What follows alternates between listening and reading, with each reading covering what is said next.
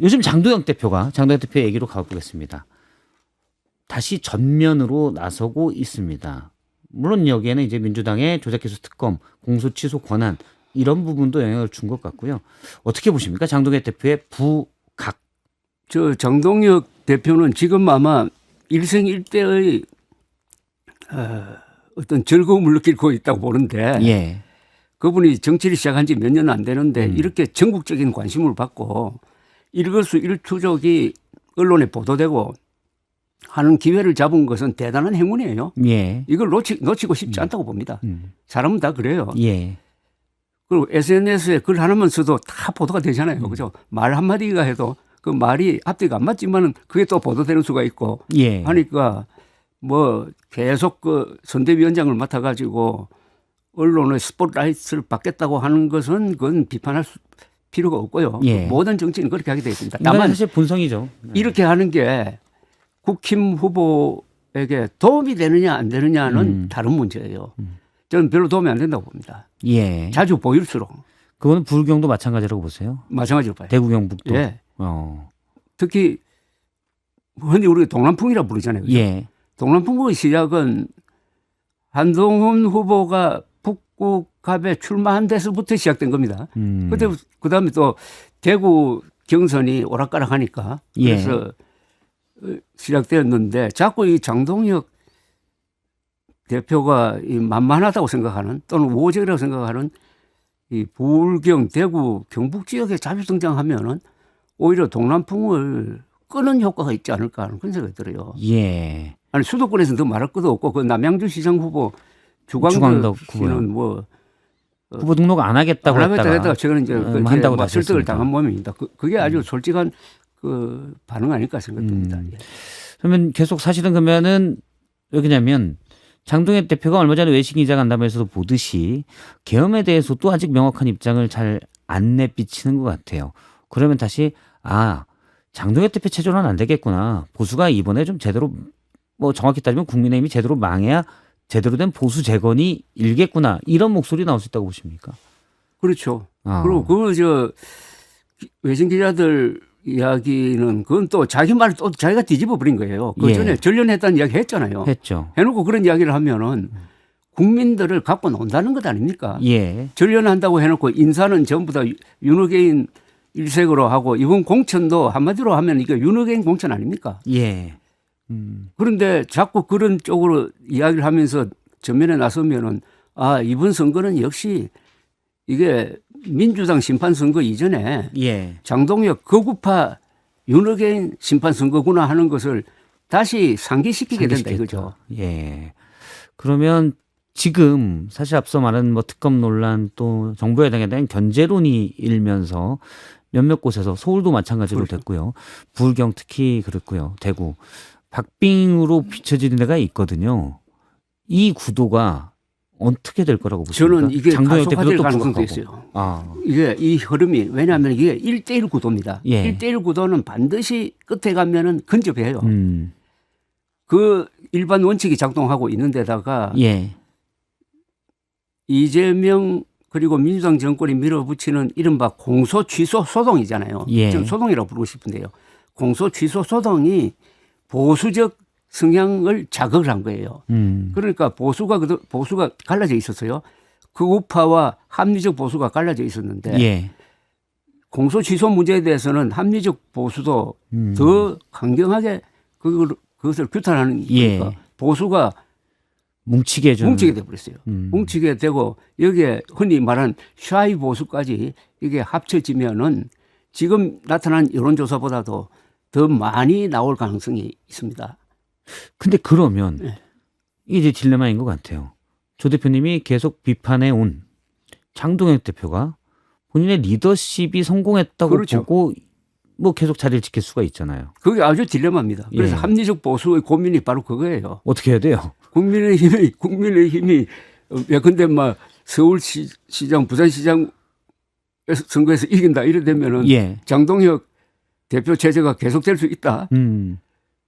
참 끔찍하다 하는 고민을 하고 있어요. 그러니까 합리적 보수의 고민이 바로 그겁니다. 이 고민이 가장 강한 데가 어디냐면 대구일 겁니다. 대구요. 네.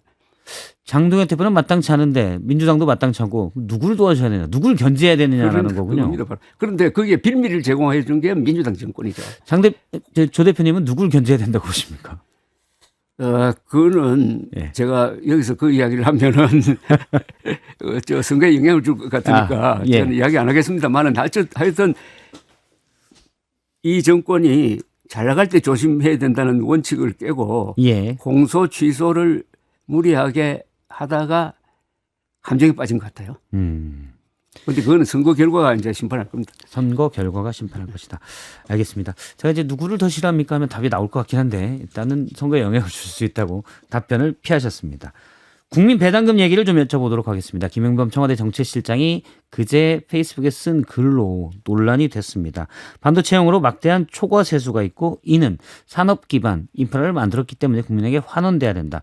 명확한 표현으로는 초과 세수라는 표현을 썼는데 사실 그 뒤에 초과 이익, 초과 이윤이란 말도 쓰면서 혹시 추가로 세금을 더 걷어 쓰려는 것 아니야라는 것도 했고요. 물론 여기에 대해서 김용범 실장은 그건 오해다. 세수에 국한된 거다라고 표현하긴 했습니다. 이 논란은 어떻게 보십니까? 이거는 문해력의 문제입니다. 예. 김용범 수석이 정확하게 오해가 없도록 써야죠. 예. 그래야 이재명 대통령까지 나와가지고 그게 아니고 이런 뜻이다라고 설명할 필요가 없도록 만들어야죠. 예. 어떻게 그 정책과 관련된 글을 해석하는 데 따라서 다른 결과가 나오도록 그렇게 애매모호한 글을 씁니까? 전체 보면은 그 글의 시작이 이것은 초과 세수를 어떻게 쓸 거냐 하는 전제로 해가지고 출발한 건 맞아요. 예. 초과 세수를 가지고. 예. 그런데 하다가 보면은 국민 배당이라는 이야기가 나오기 때문에 예. 이건 초과 세수가 아니고 어떻게 보면은 초과 이윤에 대해서 세금을 별도로 거둔다든지 하는 것으로 오해를 하게 생겼고 예. 국민 배당이라고 하니까 국민들한테 나눠준다는 뜻이 돼버린 거예요. 예. 그러니까 본인이 앞에 서두르던 이건 초과 세수를 어떻게 쓰느냐에 대한 글이다라는 게 무색하게 돼버린 겁니다. 예. 그러니까 초과 이윤, 초과 세수, 초과 이익 뭐 이런 게 서로 혼재돼 가지고요. 예. 일부러 그렇게 애매하게 했는지는 모르겠어요. 그게 아니라면은 이거는 문장력의 문제입니다. 문장이 잘못된 문장을 거예요. 잘못 썼다. 애초에 오해 소지가 있겠었다. 그래서 언론이 국민 배당에 초점을 맞춰 가지고 심하게 비판한 것도 어떻게 보면 그를 상당히 왜곡한 면이 있어요. 예. 언론도. 또 그걸 가지고 대통령이 가짜 뉴스라고 한 거는 이것도 너무 심한 비판이에요. 그러지 않고 가짜 뉴스란 말 하지 말고 김용범 수석의 뜻은 이런 뜻이다라고 설명하는데 거쳐서야지. 예. 그게 왜 가짜 뉴스라고 해가지고 하니까 또 그 가짜 뉴스에 대해서 또 비판을 하고 이렇게 됩니까? 예. 사실 김용범 실장은 바로 논란이 되자 뭐 원래 그 말이 알려진 뒤에 주식시장이 크게 떨어지기도 했습니다.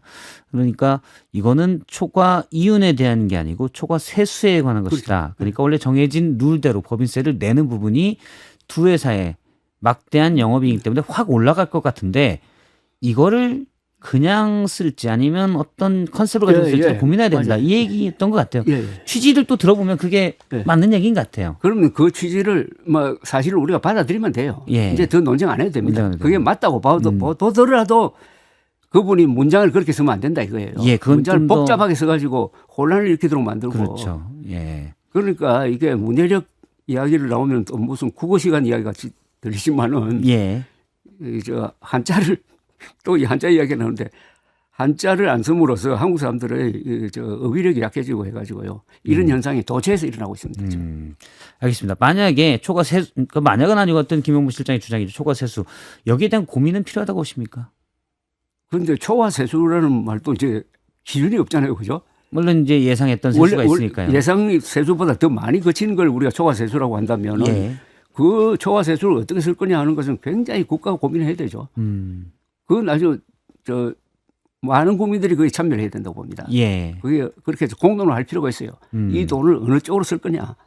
재투자를 할 거냐, 뭐 인프라에 투자할 거냐, 복지에 쓸 거냐, 예. 아니면 뭐 통일 준비 자금으로 만들 거냐, 여러 가지 아주 즐거운 논의가 될 거라고 봅니다. 그건 논의를 해야 된다. 그렇죠. 예. 사실은 이제 김용무 실장도 썼지만 구조 자체가 구조적으로 전환이 되고 거기에서 나오는 이윤이기 때문에 기업의 실적에 따른 세수기 때문에 좀 더 그런 부분을 고민해야 된다. 일단 구조적인 전환에 따른 이런 표현을 많이 쓰더라고요. 그러니까 구조적인 데서 얻은 이익이니까 그 돈도 한국 경제를 구조적으로 바꾸는데 쓰면 안 되겠습니까? 예, 알겠습니다. 그런 부분에 고민이 필요하다는 말씀을 주셨습니다.